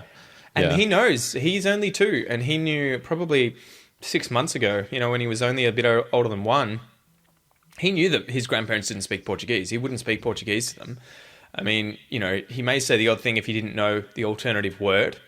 But generally, we saw pretty quickly that he would ask something in English from them and then turn to us and speak Portuguese. And it was like, Jesus Christ, his brain, he doesn't know consciously, but his brain is already separating these languages, because it's like, these people only use these words and these people only use these words, or they use both words. And so sometimes too, he'll know, okay, I can use either with these people, but this person needs to be just one or just the other. And you just like, the amount of learning that children go through in the first 2 years, it's probably more than the rest of their lives, right? The things that they actually learn, the development that goes on inside their brains. So just don't underestimate how switched on they are. It's crazy. Definitely. Yeah, that's fascinating. And apparently, an interesting thing about language learning, it's I think in the first 9 months of a child's life is when they can hear and differentiate all the different phonemes in any language, right? So they can hear and differentiate between, say, the aspirated T, the T versus T. They can hear all these, they can hear the clicks of different languages. Their brains are open to hearing and receiving all these different sounds and being able to differentiate them. Like in Spanish, the BV thing, the Spanish people can't, but we can. But after 9 months, it closes off and they can only differentiate what they've been exposed to. So that as well is why it's so important to expose them to languages right from the get-go, because that's when they'll be set up to, be really, really good at understanding and producing different sounds and discriminating between them right from the get-go. But it shows, at 9 months of age is when that kind of solidifies. And, my daughter's, 5.5, almost 6 months, and she looks like she can barely do anything. She can barely roll over, and yet her brain is at that point of being able to differentiate all these different sounds and know, oh, that's dad's voice, that's mum's voice. So it is phenomenal what the brain can do, even at such a young age. I'm just imagining you with a pencil or something, prodding her, come on, do something. Yeah, well, it's a bit like that at times, dude. You're just like, I swear nothing's going on, but it's all internal, right? Yeah. That's super cool. With your English as well. So doing Aussie English, obviously you have to dive into English. How has yours changed or developed since you've actually started doing the Aussie English? Do you speak more refined or less refined? Do you use more slang, less slang, those sorts of things? I probably do the whole "G'day, you mob" thing more than I ever would have beforehand, because I tried to make that's my just kind an of intro thing, though, more than exactly. anything else. So I don't know. It'd be interesting to be a fly on the wall and listen to how I speak English on the podcast to my wife, to my parents, to strangers, and to see, I think it's called like register switching, right? Where you switch between dialects of English that you speak. We all have several dialects that we can actually speak, but we'll switch between them depending on who we're talking to. Yeah. Like if the Queen of England came into my house today, I would not be saying, how the fuck's it going? What's up, cunt? No, you would completely change the register and be like, hello, how do you do? Blah, blah, blah. And so I think originally my English did change a bit. I noticed, I think I probably articulated a bit more. I slowed my speech down, because I think that just happens with anyone who's teaching English, unfortunately. Yeah. And it's become one of my pet peeves. I freaking hate it, because I had a lot of people saying that originally. They're like, we heard the first podcast and you spoke more naturally like a, quote unquote native speaker, but now you've kind of slowed down. And I was like, ooh, shit. And so I kind of had to make a conscious effort to just no longer do that. So sometimes that's a hard one, yeah. Yeah, well, that's the difficult thing, because you want people to understand you, but at the same time, you want to set them up to understand, fully conversant situations in I don't know, native English with advanced English speakers. And so by speaking to them slowly, you kind of you're helping real beginners being able to isolate these words. But the problem is that in real life, those words aren't really ever isolated like that unless someone's giving you a single word response, or they speak like a robot, which just doesn't happen. So I got to the point of just saying, I'm just going to try and speak as naturally as possible, and I'll give them transcripts. If they sign up for the podcast, they get full transcripts to 900 plus episodes, and they can read and listen at the same time. And hopefully that throws them in the deep end, but they learn to swim pretty quickly, and then it sets them up to go out there and interact with bogans or, people with various other accents and, dialects of English wherever it is. Yeah, for sure. But yeah, it was a battle at the beginning, because I was like, you'll see, you go on YouTube and just have a listen to any English teacher, and you will see how a lot of the time they will slow things down, and you're just like, I want to kill myself. This is painful. Yeah, exactly. I did the same for myself, even just while traveling, speaking with, other speakers of English, but usually they're from Germany or Netherlands or wherever. Yeah. And I noticed myself that my English got a lot slower, and I used a lot less slang words. Just, it's not even a bad thing. It's that's just natural. I think that's also that sort of dialect switching or the register switching, because if I were in America tomorrow, I'm not going to be like, oh, g'day, how's it going, you mob? Where's the closest servo? Yeah. Because they're just going to be like, what is this guy smoking? Yeah. But at the same time, it's difficult when you don't want to seem like you're patronizing someone and assuming they can't understand you from the get-go. So you should probably, at least in terms of speed, maybe not, slang usage, but in terms of spoken speed in English, you should just assume they can understand you speaking normally. And then if you run into communicative problems, you then try and adjust and find a what would you call it? Like a medium that you can communicate across. But I hate when people just start from the bottom, like I think there was a woman I used to work with when I was at the museum, and she was from India, but her native language was English. And she'd get people coming in and being like, hello, do you know? And she's like, I'm fucking Australian. Like, I speak English. And it would be like, holy shit, someone just literally came in and was like, oh yeah, brown person, guess I don't speak English, and you forget some people are like that. But I try to not ever be patronizing and just assume that people can understand you and then adjust if you have problems. Yeah, definitely. Do you have any pet hate words that you've learnt that people use wrong or that just irk you for whatever reason? It's weird. The more you learn about linguistics, the more you realize that mistakes aren't really mistakes. If people understand one another. Blending, yeah. Well, like if I were to say, what's a good example? I don't know nothing. You'd be like, oh, he just made a grammar error. But if you went to America and you spoke to, an African American and he said, I don't know nothing, you'd be like, oh no, he's, that's just his dialect. He speaks like that. So it is really interesting how there's so much variation, even in terms of grammar within languages. And it is kind of dialectual or regional that, one will seem correct, one will seem wrong. So I remember going down that rabbit hole of being like, this is correct English, this isn't. And I ended up being exposed to those kinds of things and being like, ooh, this is a bad argument. And how does grammar change right through time? It's not solidified, it's plastic. So anyway, yeah, there are lots of things that kind of used to piss me off, when people say something like irregardless, and you're kind of like, yeah, how have you just made regardless negative, right? You kind of like, it already is, like, it doesn't need the ear in front of it. Regardless is already a sort of negative. Without that thing, regardless of that thing, you don't have to say irregardless or doing double negatives, I don't know nothing. But I think when you start focusing on, do people understand what you're saying? And if they do, shut up. It's not you just stop worrying about the grammatical errors or whatever. But yeah, I don't know what irks me, what irritates me.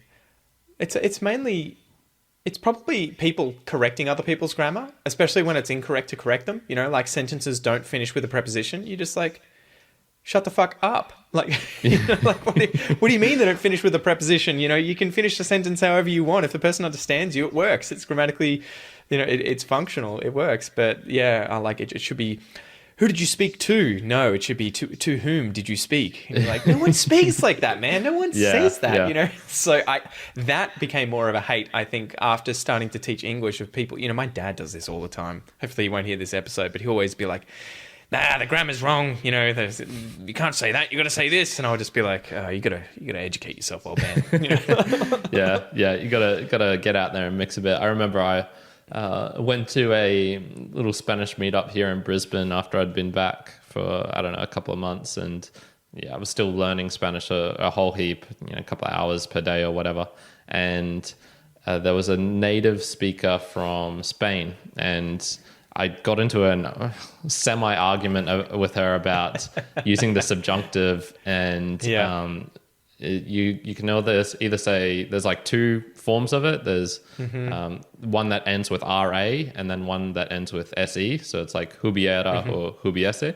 So what, like the present and the past, right? Well, no, they're exactly the same. It's just when I was learning it in South America, it's always pretty much the RA and you never use the SE. And so I was there's two conjugations of the same thing in the same tense? Yeah. Oh, wow, okay. Yeah, it's bizarre. And I was trying to semi-convince her, like, oh, shouldn't it be with the RA? And she was saying, no. It's like, I think the problem was she was saying it's always with the SE, which is true for her in Spain, yes. But in South America they use the RA. But yeah, after that I just went, I like sort of checked myself. I was like, man, she speaks the language. Like just go along with whatever she. Well, my one of my wife's best friends at the moment is learning Portuguese, and she's always sending these questions to Kel, and Kel's just like talking to me like, what the fuck do I say? She'll be like, well, why is o mapa, like the map, why is it masculine? And I'm like, there's no explanation that's going to be like, oh, it's just language is just how language is, except that there's a lot of these idiosyncrasies where, for whatever reason, one thing's ended up being used and the other thing isn't, and it changes and it evolves, and it's this weird kind of organic ugly thing that you kind of just have to get used to using. And it's, unless you want to learn Esperanto, all languages are going to have these weird exceptions and things that are used in strange... I keep saying this to my wife. I'm like, how do I use the... there's a few of these tenses, and I'll try and use it, and she'll be like, that was weird. No one says that.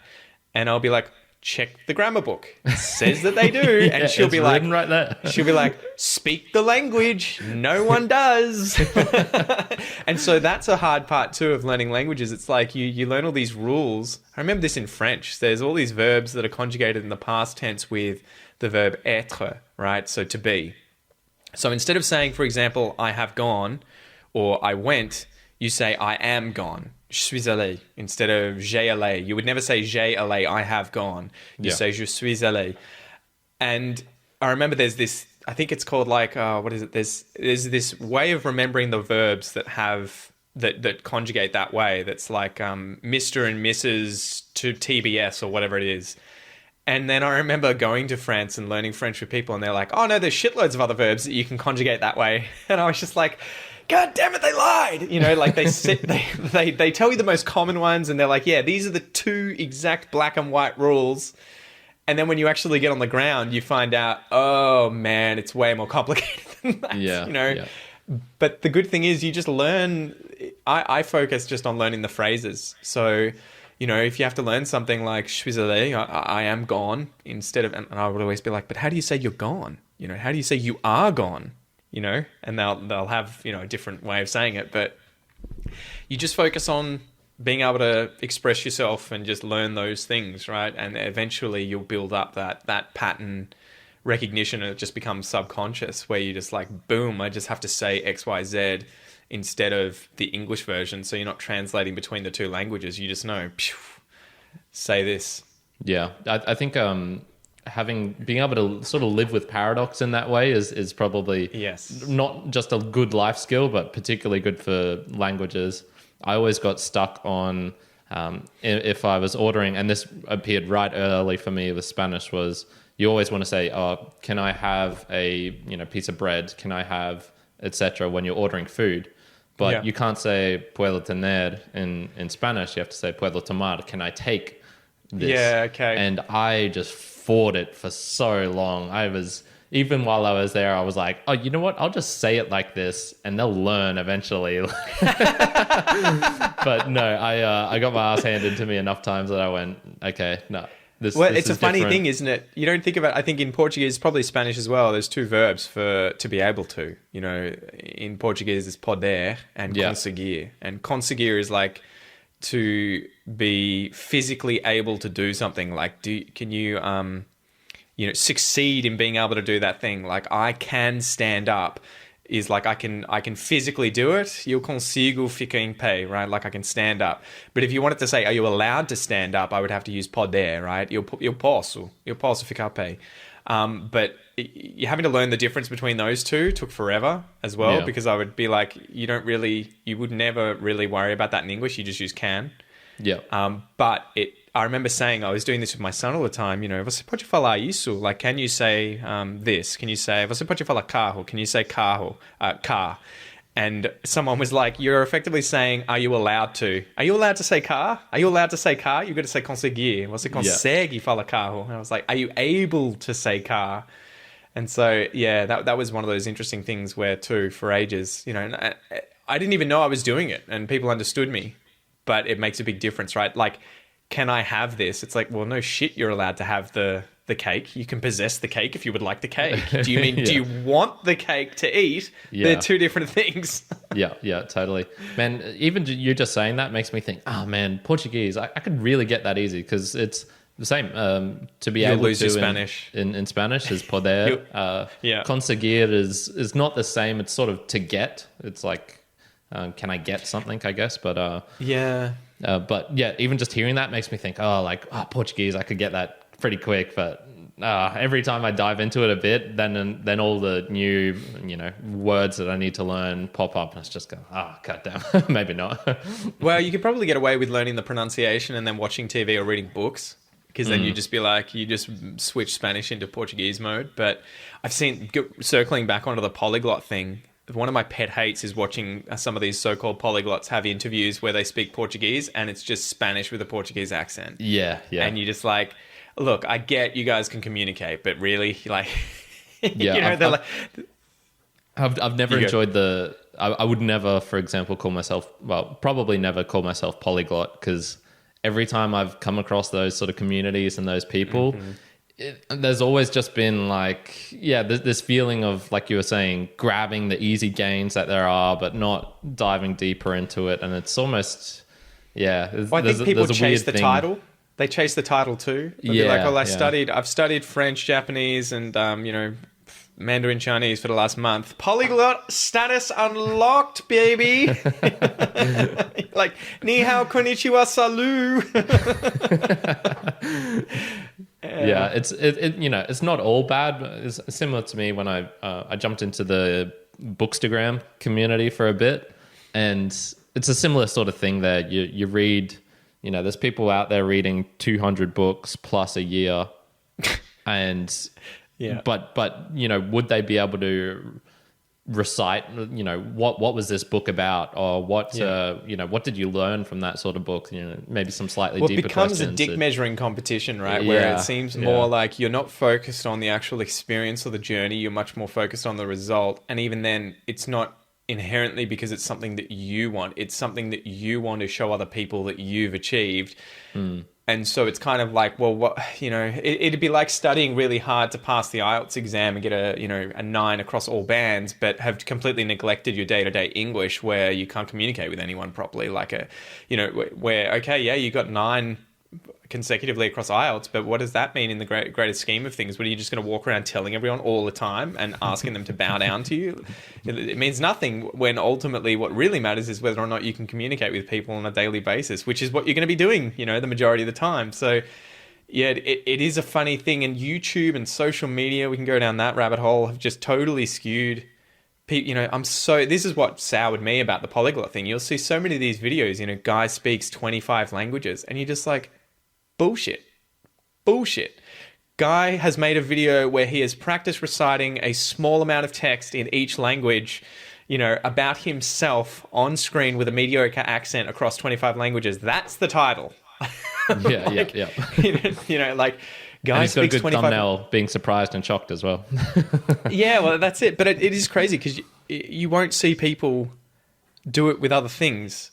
You won't see guy plays 25 sports. Yeah. It's like, no, he doesn't. What do you mean? You're like, professionally? What? Like, who's got that much time? What does he spend 10 minutes a day practicing each one? Yeah. So yeah, it is one of those things where I blame social media and YouTube because it's become a race to the bottom. There's a lot of these things where, learn a language in 2 days. You're just like, well, it was first learn a language in a lifetime, and then 3 years, and then 1 year, and then 6 months, and then 3 months, and then 30 days, and then 2 minutes. And you're just like, what's the next big headline that we can use as a thumbnail tag or whatever to get people to watch? And, it's conditioned all of us to want these really quick results and to expect them too. We see these videos, guy speaks 25 languages, and you're like, well, clearly it's possible. Like, have a look at this video. This guy nails it. He speaks for 30 seconds in each language and sounds pretty good to me, even though I don't speak all. And he only started, 2 years ago. Yeah, exactly. And so there's a lot to hate about these sorts of things or get annoyed with, because I think it does set people up to feel anxiety and feel like they can't achieve things, and to not focus on what really matters, where, it's not about how you can create content to put online to impress other people. That should not be the ultimate goal, which unfortunately for a lot of these channels and people, it seems like it is, right? Where it should be much more about the journey, learning a language, getting deep into one language, and then making connections with people from across the world that speak that language, understanding that culture, bridging that gap, not just how can I work really hard for the next X amount of time to read this paragraph in a Spanish way so that I can tick that one off the box, tick that one off the list, and just be like, boom, Spanish acquired. I speak Spanish. Yeah. So do you do anything to, I don't know, try and make yourself live more in the moment or slow down a bit? For example, one thing I've started doing is I don't listen to podcasts on 1.25 and, God forbid, 1.5 speed anymore. I just noticed there was like a creepy anxiety. I did do that recently because thankfully the podcast I was listening to only had 45 episodes, not 989. But it depends, right? It's such a battle because time is so precious. So there's a good side and a bad side to doing that, I guess, where, yeah, you are just more focused on consuming stuff as quickly as possible. But if you're doing that to consume stuff as quickly as possible so that you can then go and spend time with your children out on the beach or something and enjoy the moment, then it's kind of like, it's justified. That's a good trade-off, yeah. Yeah, so I think it's been more about that sort of stuff. And it's a battle. It's a constant battle every single day. Anything in English, I pretty much listen on 2 times speed, especially if the person's speaking slowly, just because, I ain't nobody got time for that, like I got shit to do. So, yeah, but if I'm trying to actually sit back and enjoy something, where I'm not trying to get the news and just be, I just need this information quickly. If it's something that I'm actually trying to sit down and enjoy, I try not to just, smash through it. Yeah, I go through phases. There's a lot of analogies that I can make there. But anyway, we'll leave those to your imagination. Sometimes I'll go through phases of, really, I guess you'd call it striving in a way. Just really, really, working hard. I'll get my morning routine down set. Probably, 3-4 months ago, I was in that phase of, I'm going to do half an hour of Spanish, then I'll do half an hour of German, then I'll, get one video done, and then I'll, do this meditation and et cetera, et cetera. And after I did I organized like a little silent retreat for myself. So I rented an Airbnb and just went into a room and essentially stayed in there it was like 6 full days and plus, a little bit of the day before and after. And just life without kids, so good. Yeah. I'm trying to get all of this stupid shit out of the way now while I still can, and enjoy it now, dude. Yeah. And but even that being said, so like I did that, and I was meditating 8 hours a day, and Jesus, I realized, holy shit, I am striving way too hard. I am suffering needlessly. That was one of the ways. I was also doing practicing marathon running and things like that. And I don't just even enjoy YouTube running. Videos, I was just doing it because I set myself a goal of like, I'm going to run a marathon. Hey, I'm going to go do this.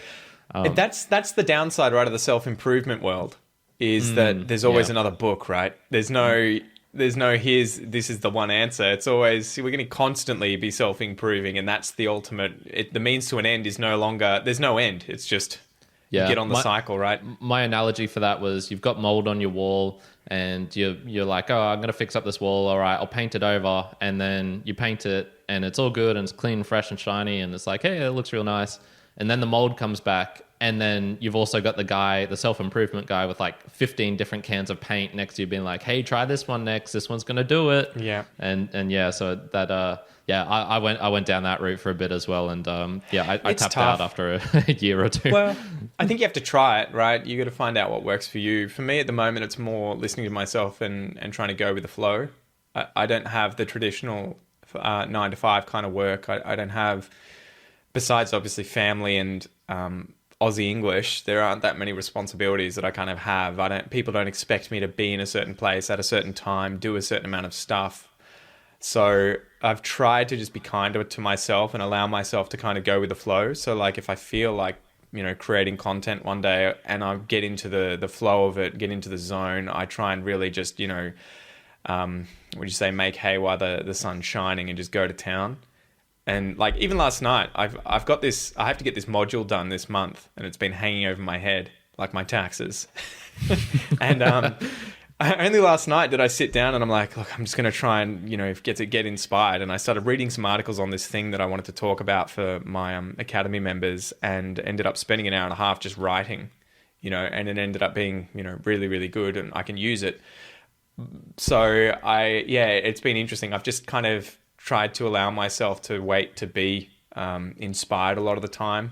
And that is an interesting practice in and of itself, I think, because in the past, I've forced myself, to try and be efficient and productive. But quite often, even if you manage to be efficient and productive, the content may not be as good as it would have otherwise been if you'd been inspired, and you may suffer more as a result of trying to actually be more productive than if you'd just taken it easy and done less, or allowed yourself to just wait for the right time to do more. And it's kind of a privileged position to be in, because I don't think many people, at least in terms of work, have that kind of a job where they can just be like, don't feel like showing up today. I'm going to go do some bird photography instead. See you, bitches. You know? Yeah. But I have that ability where that's how I guess I get back to listening to myself and relaxing. Some days I'll get up and I'll be like, you know what? I'm just going to get my camera and go take some photos of birds at the beach because YOLO. And you go down there and you'll see some dolphins and you'll just be like, put the camera down and just watch, just enjoy it. 10, 20 minutes, 30 minutes, and you just watch what they're doing and just enjoy nature. And that's, I guess, more how I zone out and try and just relax a bit. Yeah, actually, I think you just nailed the head, hit the nail on the head with the self-improvement, which is, you know, it almost masquerades as do the hard work now and you get the long-term gains later, but there is sort of, in a way, no long-term gain in overall. Well, if you never get to enjoy them, right, as well. Yeah, exactly. Right? I'm saving all this money and I'll, you know, hopefully retire, and then you die of a heart attack from all the stress of trying to save the money. You're like, well, that was a fucking waste. What was the point? Yeah. I have, I mean, look, I think it's a helpful industry for a short period of time, but if you get stuck in it for too long, it can be detrimental for sure. Well, and for specific problems, I think if you have certain issues that you're trying to resolve, you may be able to go down, like getting into a fitness routine or something. But then if you get sucked into self-improvement just for self-improvement's sake, yeah, you know, I mean, it's so difficult because there is a good side to it, but it can become pathological. Like with fitness, you know, you can work on fitness so much that you end up, say, you know, losing relationships or burning training yourself to so the ground, hard you're that super tired all the time. Well, that's body it. Not starts eating, acting weird. not eating well. Yeah, exactly. And so that's a big issue. So it is funny that it's like there aren't that many self-improvement books about just relaxing and taking it easy and enjoying the moment. I mean, there probably are about enjoying the moment, but you know, there aren't that many books that are like 50 different ways to get efficient sleep. Yeah.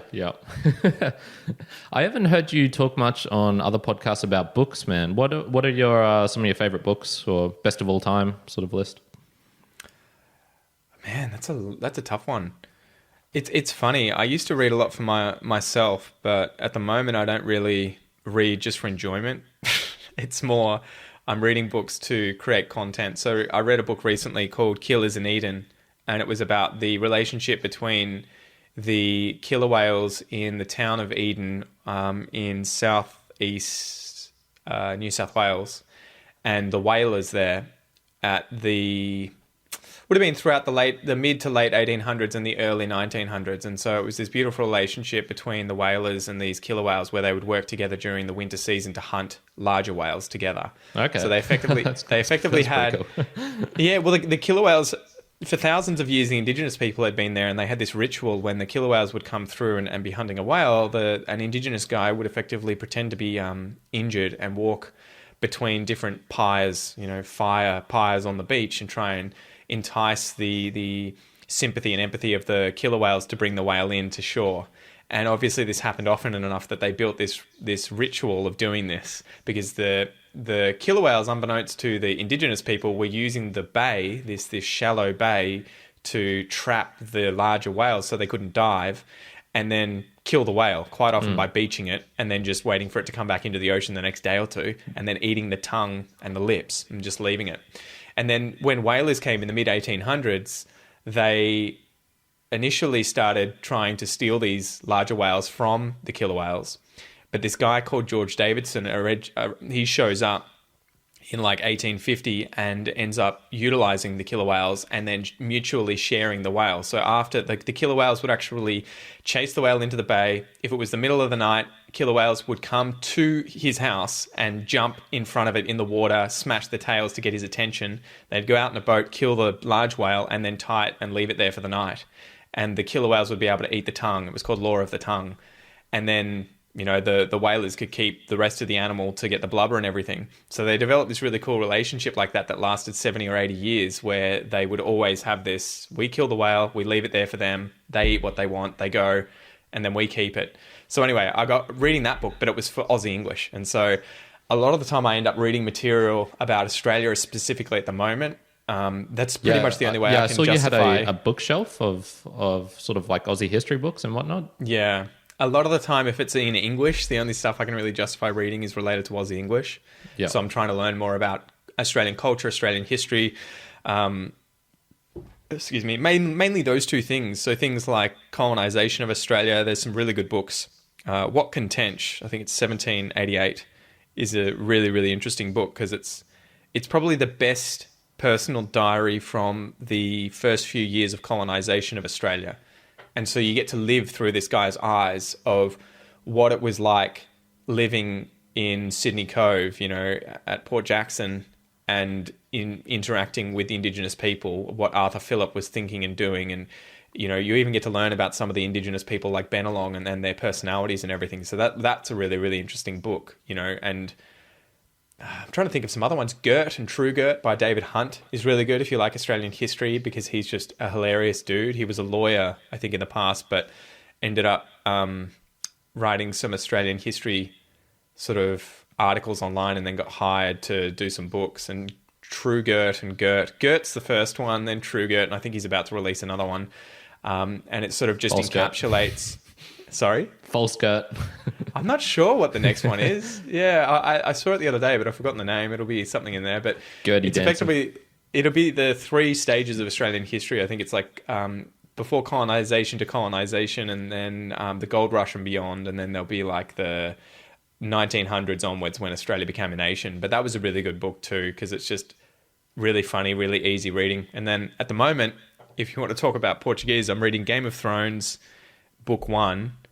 And I have found online a dramatized reading of the book chapter by chapter, which is really cool. So they have all different voices. They've got background music, sound effects for the actual book. And that's all in Portuguese. And then after each chapter, I found a podcast called Hodor Cavalo. I think it's Hodor Horse, effectively in English. And there's these 2 Brazilian women who break down each chapter. So they'll have a discussion for about an hour of each chapter and work through it. So that's what I'm sort of doing for fun at the moment in terms of reading. But I'm actually doing it because I'm trying to improve my Portuguese whilst, you know, relaxing. Yeah, for sure. I actually did an Aussie book month. Was it July? Yeah, I think it was July, where I just read books only by Aussie authors. It was it's sometimes nice to expand your range into areas where you just naturally I would never gravitate towards books like Picnic at Hanging Rock or some of the Ned Kelly stuff. Like I just probably wouldn't do that normally, but yeah, going into them was like, oh, you know what? There's actually some pretty good one, Gold's Book of Fish, which was about the Tasmanian convicts, and you know, fictional, and it was absolutely insane. Like it was crazy, but I did get enough, you know, sort of interesting information about Sarah's Island and places like that, where I was like, oh, you know what? I actually did learn a bit of history here. Yeah, it's interesting. I never got into like sort of drama fiction. I always thought it was a waste of time, you know, sue me.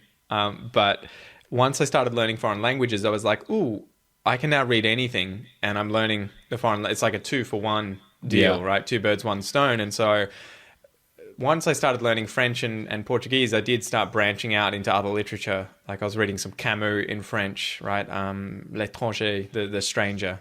And I think they've got The Plague as well, right? Do you know Camus?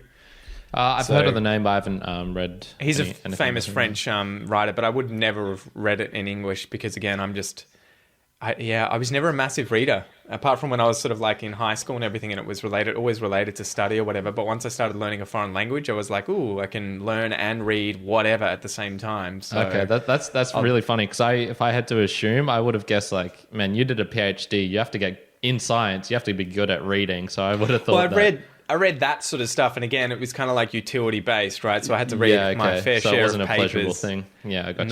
No, but my supervisor was kind of the same. It was kind of, I was always a non-fiction fan.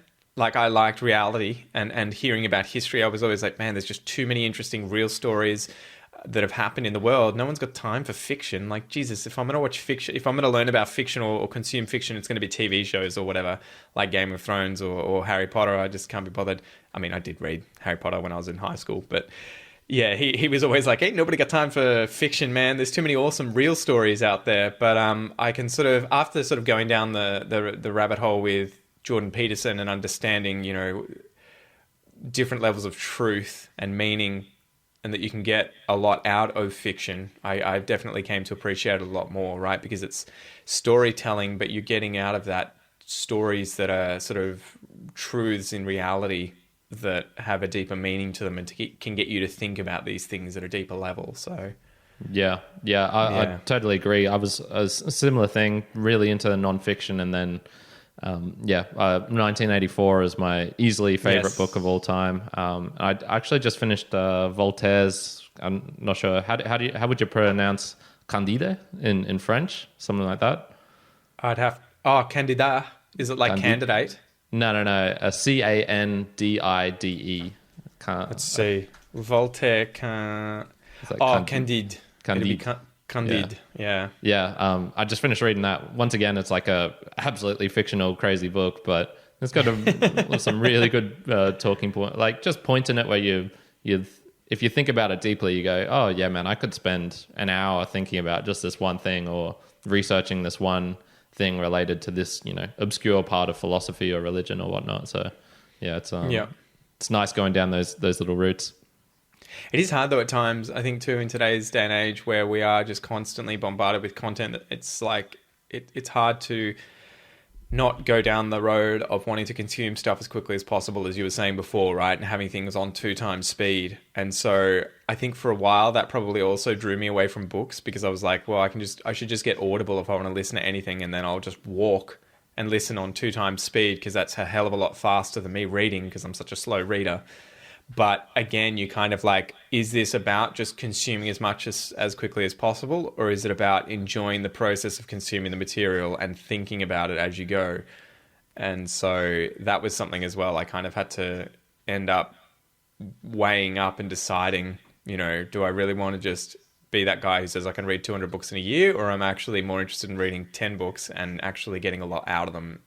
Yeah, for sure. Yeah, I've got a gripe against people who say that they read a book when they actually listen to an audio book. I just go, no, that's you don't absorb the same amount, right? I mean, maybe if you listen and read at the same time, and I think there's been studies showing that you actually get a lot more out of reading than you will out of listening.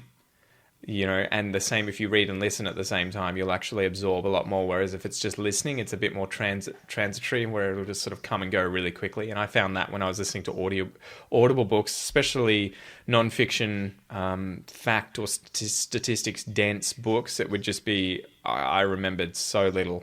You might remember a few stories if they were well told, but I couldn't quote the facts to you. Whereas if I remember seeing the graphs or reading specific things, it's in my head a lot more.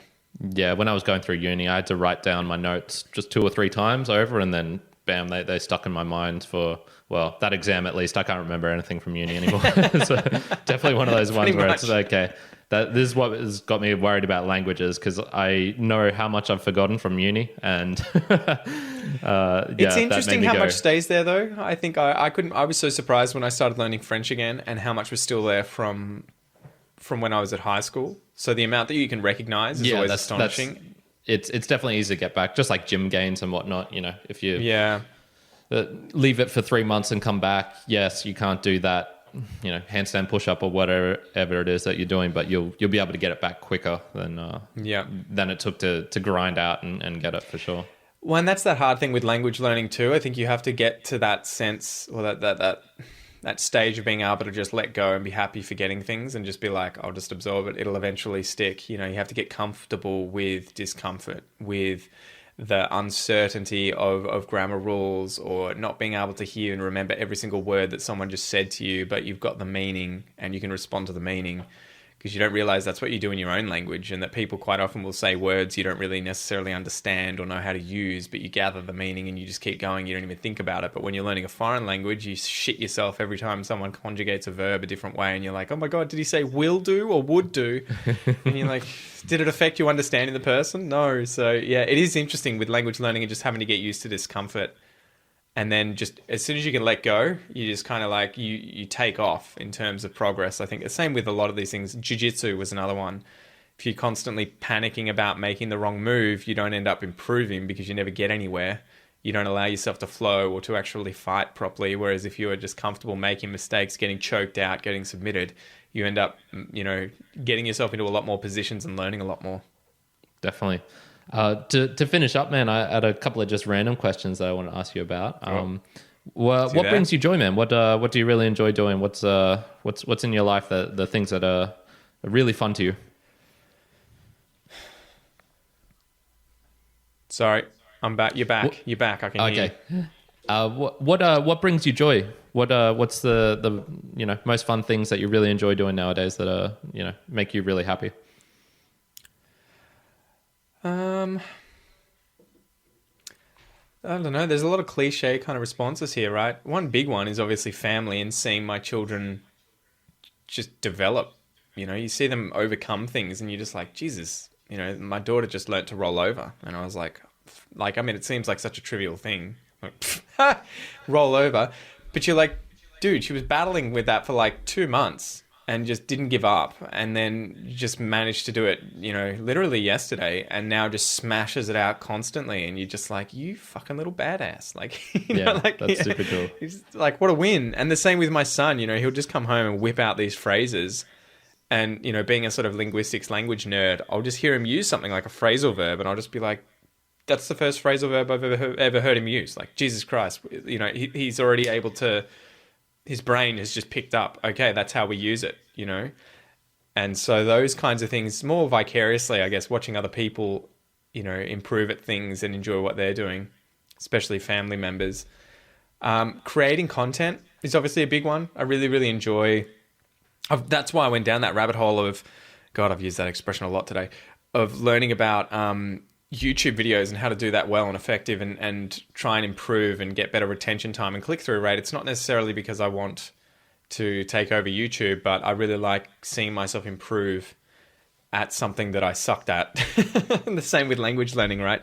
When I notice myself pick up and remember verbs or words or vocab or expressions that I've just learnt, and I can use them while speaking with my wife or whilst chatting with other people in Portuguese, that as well is a massive area of joy where you just like, it just feels nice to develop competence at something. So whether it's obviously me developing that competence at something or watching others do it, that's a big place of really enjoying life, I think, at the moment. Yeah, I totally agree with those. There's times when I'm getting pretty good at handstands now, where I can do them for easily over a minute, and I'll just be counting 45 seconds in, and it's just you got that nice perfect straight line, and it's just like, oh man, this feels really good. Really, really good. Same with language learning, and I can sometimes combine them because there's so many Colombians at the calisthenic part. But doing handstands. or just general calisthenics and whatnot. And yeah, I'll be speaking Spanish. It's a little bit different now because I have to get into the groove a bit. It's not as quick as when I was speaking it, with my ex or when I was overseas. But yeah. It's still just you find yourself in a conversation. You go, oh my God, what am I doing here? Like I don't know anymore how I can understand this coming in, but I can, and it's it's a fun feeling. I love the flow state too, right? Like it'll happen at times for me, when I go doing photography in the evenings, and you'll suddenly find yourself there right in that like probably a 10 to 20 minute period where the sun's setting and you've got like the best light, and you'll find yourself there and you just sort of stop and just take in everything. Those moments too that go really quickly, or where you just sort of like awestruck at beauty, they're sort of really enjoyable as well. Like the other day when I was at the beach here and saw some dolphins hunting in the water, and I just sat there and watched them for like 30 minutes on a cliff, watching down. Again, it was just like, didn't even really watch the time pass, but it's just so enjoyable seeing something that's, rare and sort of, I don't know, it's weird, it's just dolphins. You don't really give a shit about birds hunting, but with dolphins, for some reason, it's really, it's a beautiful thing, and you think, oh, that's special. And so it was really funny doing that, and I was showing all these other people in the car and everything. I was like, man, there's dolphins hunting down there, and there's like 30 of us just standing there watching it in silence, and you're like, oh, these moments are really, most people wouldn't appreciate this or even think about it, but you're just there sort of taking it all in. Yeah, definitely. Yeah, I I went through, once again a couple of months ago. I was doing a 1 day of no technology per week, and Yeah. I started noticing all these things. Man, there was these, a bug with this almost fluorescent red back, right near the sort of forest where I was doing a workout, and I just went, oh my god! And I was just looking at this thing for minutes at a time between sets, just fascinated by it, and it was, I can just imagine someone walking by just going, what is this guy doing? But that's the fun bits. It happens with bird photography too, because you quite often find that you're taking photographs of the same bird. You don't realize that when you go outside and you see birds flying around, they tend to be the same birds that are always around. Yeah, when you don't think about I it. never thought of that. Well, you'll see them and you'll be like, especially if you keep going to the same place, you get to know these animals, and it's just mind blowing. You'll be like, I've seen this bird all the time now for the last few weeks, doing its thing, hanging out. So again, that's one of those mind blowing things where you just, like with the bug there, if you come back and it's the same bug there, you may notice some sort of difference on its skin, or it's at the outside of its body or whatever. And it's sort of those mind blowing moments. I always have that thought when I'm driving around. I'm like, I wonder how many of these cars with people in them I've driven past before, or you're walking down the street in a big city and you're just like, I bet every single one of these people I've walked within, 100 meters of in my lifetime before, but you would have no idea of it, right? Yeah. And unless there's some, this dude's missing a leg, or he's got two heads, you're never going to remember that person when you just walk past them for a second. But it is funny when you have those moments. Like I told you that story, didn't I? I told you about the Brazilians, coming over from Canberra, and you just like, how on earth could this have happened? It's just so random that these people listening to my podcast in Brazil get off this plane in Canberra, and the first people they come across are me and my wife. That's coincidence to the extreme. Hey? Yeah, but at the same time, if they come off the plane and they cross paths with someone else, it's just as likely, right? They're not going to. There's no connection there, so they're never going to think about it. Yeah. But as well, like the chances of that happening, I don't know. It's one of those things that's really interesting to think about. In terms of interactions with your audience, what would you say is one of the most special or valuable interactions you've had? That one is obviously pretty amazing, but have you got any other examples of that? Well, those guys ended up coming over and cooking us dinner, so that was pretty incredible, and we ended up becoming pretty good friends with them whilst we were in Canberra. I don't know. A lot of them I just end up developing friendships with, because they'll email me, they'll comment on things, they'll chat to me on, Instagram or on videos, and sometimes you just click. And so some of our closest family friends now are Brazilians who've moved to Australia, and they've messaged me or my wife, and we've got to know them, and then they're just like, can we hang out and do something? Do you want to come over for a barbecue? And those kinds of interactions are really special. Other ones where, you'll hear about people, they'll send you emails and, they'll tell you, I'm trying to come to Australia, and then a few years later, they'll be like, I'm here. Like, I did it. Those kinds of things. And, thanks for your podcast. It's really helped. Those kinds of things are really touching, and you're just like, shit. you don't really have an understanding of all of this going on in the background, right? Of all these people doing their things, their daily life, their wins, their failures. And then sometimes they'll just email you and tell you about the wins, and you're just like, damn. So those are always good moments. Yeah, I try and express that when I can. There was a Spanish podcast I listened to it accompanied me throughout so many cities of me just walking around with earphones in. Yeah. And I never spoke to any of the people who were doing it, and it's just a small, a couple operating out of Maryland and in the States, and I just sent them an email, and it was just really nice being able to be like, oh, hey, I can sort of give something back in this case, just... I think that's always the case though, right? Don't be afraid. It doesn't matter how big the podcast or the person is. If you can contact them, don't be afraid to send them a thanks, because it means a lot, and you'll be surprised at how few people actually do it. Yeah, I was going to say, have you gotten to the point where it's almost, overwhelming, the amount of people commenting and things like that? Do you... It's not too bad. I try and do as best as I can in terms of replying to them. Sometimes it gets out of control on Instagram, and I'm just like, I can't, I'll like everything to show I've read them, but it would be me on Instagram for the entire day if I was having to reply to them. I try and make an effort of replying to every single email I get. For now, it's sort of feasible. I can, as long as I log in probably once a day or two, there's normally about 50 or so emails that I can sort of quickly respond to. Hopefully, if they're not like a page long with very, very specific questions about, how do I get a visa 561 or whatever, I'll be like, man, just Google. Google is your friend. But it's at the moment it's feasible. But I can imagine, I've got friends who are huge in the world of English teaching, and they have to hire people to respond to their emails because they get hundreds, maybe thousands a day, and they're just like, this is just so much work. That's crazy. Yeah. And last one, what have you got planned for episode 1000, man? Anything special?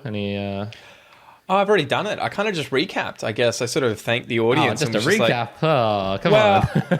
Well, I did the recap of you guys, like, big thanks. And here you guys have sort of seen me meet my wife, have children. My dad's been on the podcast 78 times for the Goss. And then, wow, yeah.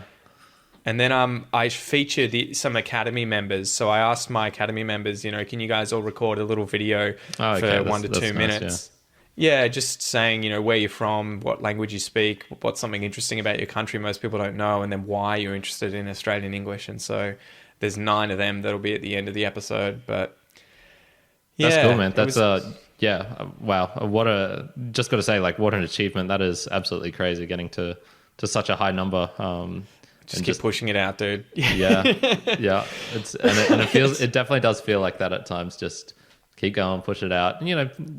I try and get a joy out of a laugh out of every single video that I do. So, when I'm editing them, I'll go to a point where I know I laughed in it, and I might just rewatch that once or twice just to re-laugh again.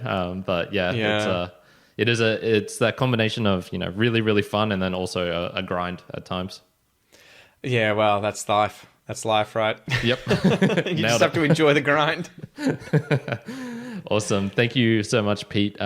If people want to find out more about Aussie English, or who are listening in through my channel, so they're probably native speakers, but you can also recommend them to improve their Aussie accent, where would you say for them? I mean, well, that's the interesting thing about the podcast, right? There's a lot of content on there which is focused on being in English, but it can be interesting for native speakers as well, like yourself, which is honestly, I listen because it's fun. Like, you and your dad talk about random news topics about biology and things I'd never heard of. You were just mentioning about the killer whales. That's super cool. It's a worthy podcast for going on, even if you don't.